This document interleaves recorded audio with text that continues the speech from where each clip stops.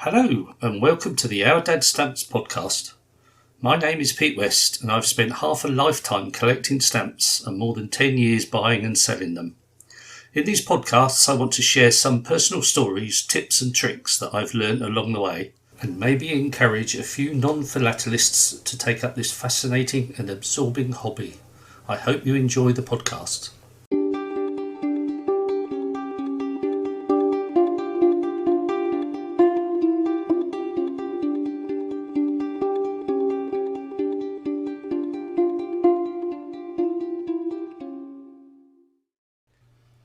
Welcome to another edition of Ourdadsstamps podcast. Today is the first of a two-part series where we will talk about errors in stamps. Producing a stamp is quite a long and complicated process, so inevitably there are going to be errors made. Post offices throughout the world employ an army of people to check for these errors to make sure that they don't go out in public. But occasionally these get missed and they produce the errors that we stamp collectors know and love. The first error I want to talk about is one we talked about a few weeks ago actually, and that was the inverted Jenny produced in America, where it went through a two-print process. The first print run put the red frame on the stamp, and then it was put in a second time to produce the middle picture of the plane, which was in blue. But as it happened, one of the sheets got put in upside down, and so the centre picture appeared upside down, and that's where the inverted Jenny came from. This has happened quite a few times. That wasn't the only time this has happened. And another big example was in 1932 from the Cook Islands near New Zealand. A series of stamps was produced where one of them was a 1-penny blackened lake that had a picture of Captain Cook in the middle. And the picture of Captain Cook ended up upside down on a few stamps as well. So this is not just something that happens once, it does happen on a few times and always causes a lot of interest in the stamp community. The second type of error I want to talk about is the colour error, producing the wrong colour. This again resulted in a very famous stamp, the Treskilling Yellow, which once upon a time was the most expensive stamp in the world. And this was a stamp produced in Sweden in 1855. Treskilling was 3 shillings in Swedish, and it should have been printed in green. But what they think happened was that the 8 skilling plate got damaged and was mistakenly replaced with the 3 skilling plate. The 8 skilling was in yellow, and so when this 3 skilling run went through, it produced a yellow stamp that should have been green. Although a whole sheet is 100 stamps, only one of them has ever appeared. So what has happened to the other 99? Who knows? Whilst we're on the subject of colour, a lot of errors are caused by problems with colours, and it's usually because they're on a multi-print run. What that means is when there's more than one colour in a stamp, each colour is printed separately. So the sheet is put through and the first colour is printed. Then it's put back again for the second colour to be printed, and if necessary it's put back a third, a fourth, a fifth time, and each time it's just a single colour that's printed. And obviously in such a process it's relatively easy for one of the sheets to be put in upside down or be missed out totally, and that's exactly what happened with a set from Great Britain in 1966, a set of British birds. It was made up of 8 different colours. At some stage, each one of those colours is missing from some of the stamps. So there was quite a few errors that got through, and each one produces a different look. There's a reddish-brown colour that was used for the legs of the bird, and in some stamps, those legs don't exist. The bird's sitting there with no legs at all. A red is missing, so the robin doesn't have a red breast. A blue is missing on another, so the blue tit doesn't have a blue wings. Black is missing on another, so that the black-headed gull hasn't got a head. They all produce really strange effects, and although looking at them it seems obvious that that's missing, they obviously got through the checking process and ended up in the public domain, and they are worth considerably more than the ordinary stamp.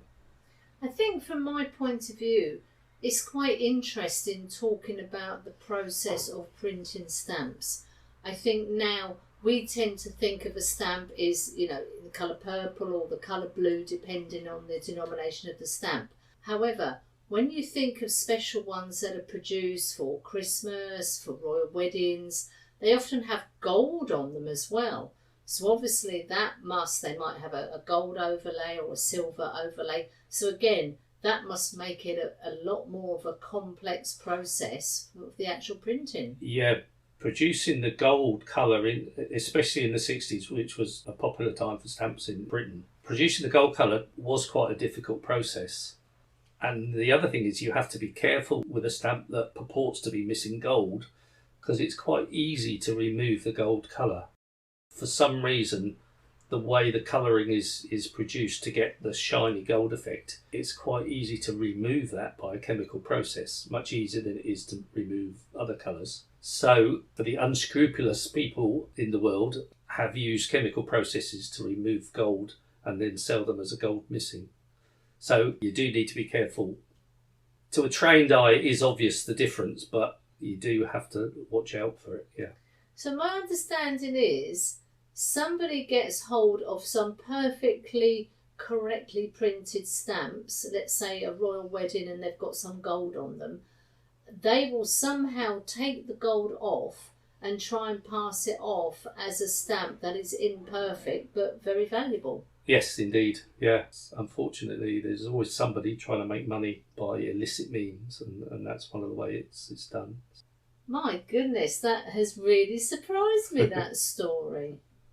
So beware if you get one, particularly that's missing gold, because that is relatively easy to remove. So sticking with the theme of colour errors, the third type of colour error is where there's a colour shift, where when the paper's been put back in for its second print run or its third print run, it hasn't been quite lined up properly. So if we go back to the birds, instead of the black of the seagull's head being where it should be, it's in the middle of its body or it's up in the air. To my knowledge, that didn't happen with the bird series, but with other stamps, you get the colours in the wrong place and it produces all sorts of strange effects. I say it happens frequently. It's not that frequent, but it is a common error in stamps. And there's a Maltese set. The Maltese 1965 set contains a whole host of errors. There's many errors to do with colour shifts where the description of the stamp is on the wrong side of the stamp. The description that's in the middle sometimes is at the top, sometimes it's at the bottom. Malta is missing in some cases or is not on the stamp. So there's a whole host in that particular series. So much so that I'm going to devote a separate podcast to that one. I mean, can I just ask a question? I should imagine technology has moved on considerably.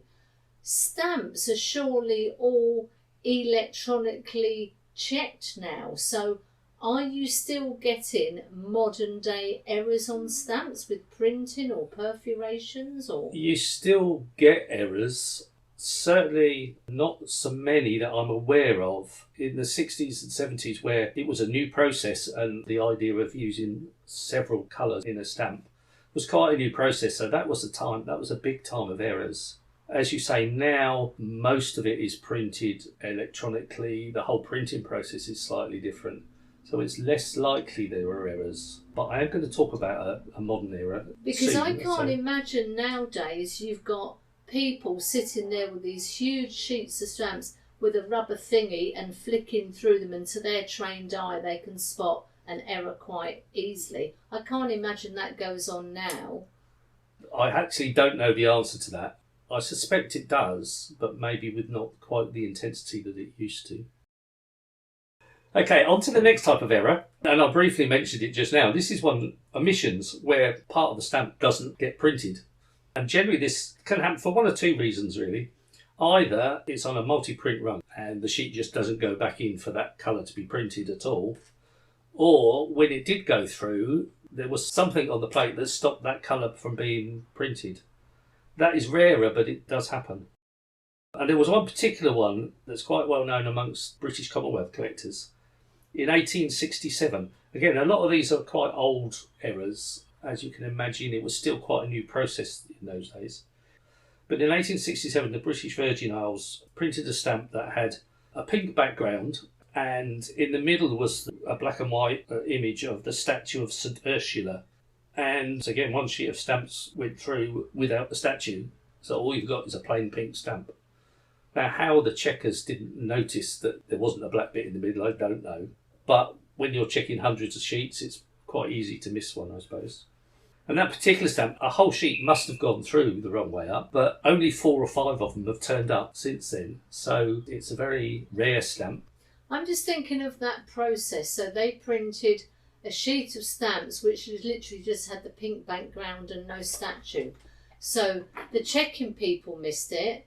When it went to the post office, and back in the day, you would go to the post office and you would ask for 1 stamp or 2 stamps, and they would open this huge tome of a book and they would, pull out the ones you wanted. So they're looking at it. They actually hand you the 1 stamp or the 2 stamps. You have to lick it and stick it on the envelope, put it in the post box. So lots of people had the opportunity to see this pink stamp with nothing else on it and think, oh, that looks a bit different. But apparently very few of these have turned up. That's very true, yeah. And it could be only 4 or 5 turned up because they only sold a couple and then realised that it was a mistake and withdrew the rest of them. So it's quite possible that that's what happened. It could also be possible that the person at the post office realised it was an error and took 4 or 5 himself. Who knows? People do all sorts of things when money's involved. So if anybody's got any relatives who work for the post office back in the day, go and have a rummage in their attic. Yes, indeed. The next type of error that can occur is regarding overprints. And an overprint happens when an existing stamp has a message or something printed on top of the stamp at the time. So it could be for a special commemoration. Within the British Commonwealth, it's frequently done when a country gains independence and they still use the same stamps that they had before, but on top of the stamp is printed independence, the date and the new country's name usually, or something similar. It's also frequently occurred when they change from pound, shillings and pence to decimal currency. It's quite often used then. War tax is another one that's frequently overprinted, where during the First World War, every time you posted a letter, you paid a little bit extra in tax to go towards the war effort. And a further example is when existing stocks of one stamp runs out, they quite often in Victorian times, instead of waiting sometimes months for the new stock of stamps to come in, they would overprint existing stamps with that value so that they still had a supply. And this happened in Malta in 1899. The letter 8 rose from a halfpenny to a penny. They'd almost run out of penny stamps, but they had loads of twopenny halfpenny stamps. So Postmaster General of Malta was instructed to overprint the 2.5p stamps with the words 1 penny, and they could be used in place of the 1 penny stamp until new supplies were there. But the Postmaster General of Malta at the time saw this as an opportunity. He instructed the printers to produce one of the 240 stamps on that sheet, where instead of saying 1 penny, it said 1 penny, and they'd spelt penny P-N-N-E-Y as opposed to P-E-N-N-Y. And that was under the postmaster's instructions. So there was quite a few hundred sheets produced with this variety on. He then removed those stamps and took them around to the local dealers and sold them at a huge profit. He was reputedly selling for 3 shillings each for a penny stamp. It didn't actually take long for it to be found out. He obviously had to resign, and I'm not sure a criminal prosecution took place, but he certainly never worked for the post office again. Yeah, it's quite an interesting story. And there is a further bit to that, because once it was realised that this had happened, then some fraudsters got hold of a load of normal 2.5p stamps and made up their own overprint with the error on it. So all of a sudden, instead of the 100 or so that the Postmaster General had originally instructed, there were now hundreds of these errors on the market. The new postmaster decided, in order to deny the forgers further access to 2.5p stamps, every single 2.5p stamp that was left was marked with a little red tick, so that if it had a red tick on it, then they couldn't overprint it without it being obvious. Half of me is enjoying the story of the entrepreneur spirit of the Postmaster General and then the crooks who took it one stage on. Yeah, I mean, what a great story. Who knew that stamps could be so interesting? Yes, that's the beauty of stamp collecting. There's always a story to go with it. Just to finish off the section on overprint errors, there's a couple more that can happen and do happen. Firstly is the inverted overprint. Much the same as you can get a part of a stamp inverted, you can get the overprint inverted as well.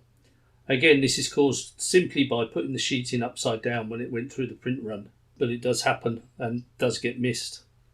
Also is one where the overprint could be missing. Now, the problem with this is that if the overprint is missing, then the stamp looks exactly the same as it did before they decided to put an overprint on it. So one on its own doesn't help, but where it does become valuable is if you get a pair of stamps or a group of stamps where there's one with the overprint on it and one without the overprint on it. And this can happen in a variety of ways. It could be just that the printer forgot to put the overprint in that particular space, or it could be that something was laying over the stamp when it came to do the overprints. But again, this is not a common error, but it does happen. And the final one is basically down to human error. These overprints were quite often done locally, and local printers weren't always au fait with the process of stamps and the complexities of stamps. So they would make mistakes, and some of these mistakes would be printing the same word twice. There is an Indian stamp that should be overprinted with 9 pies, but it exists in 2 forms, one that says 99 and the other that says pies, because they got put slightly out of sync by the printer. He was quite possibly working with a foreign language, so hadn't realised his error. Well, that about wraps it up for this week's episode of Errors in Stamps. We still have several more to go through, which I will continue next week, and I hope you will join us again soon. Thank you for listening to my podcast. I hope you have enjoyed it and maybe you've learnt a little too. I would love to hear from you with your tips and stories. I can be found on Facebook and Instagram as Ourdadsstamps, as well as through my online shops at eBay and Delcamp. Listen again next week for another episode of the Ourdadsstamps podcast.